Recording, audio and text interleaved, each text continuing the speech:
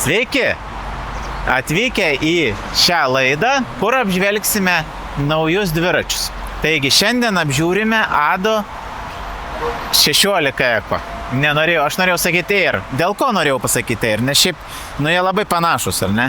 Nes čia Air, šitas ne Air. Tai mane pataisė kolega, nes jis daugiau išmanom. Taigi, Ado 16 Eko. Čia turi stabdžiukus, kurie yra ne hidrauliniai, nes šitie turi su hidraulika. Ir dėl to turbūt įseko mažesniais ratais, paprastesni stabdžiukai, bet parametrai labai panašus, nes čia yra 10 ampervalandžių baterija, šitas 350 W variklis, svoris praktiškai labai panašus, neturi jisai amortizatoriaus, kaip jūs matot, bet viskas taipogi panašiai susilanksto, turi visus skydelius tos pačius, prašom atkreipkite dėmesį. Šitą jungiam.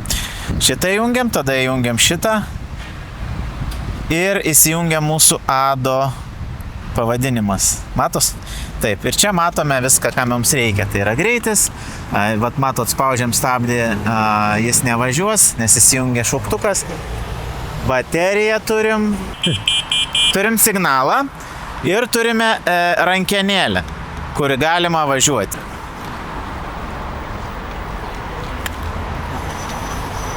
Šiaip kas įdomu, kad šitą dviratuką sako, kad gali vairuoti net 2 metrų ūgio žmogus ir 120 kg. Aš nuoširdžiai neįsivaizduoju tokio aukšto čia, bet turbūt kaip funkciją atlikti jisai tinkamas yra. Taip prašau, tai mes tom tikėkim, ar ne? Atkreipsiu dėmesį, kad jisai turi posūkius, gale yra posūkiai. Pasižiūrėkit, gražiai bėgant eilutė, ar ne?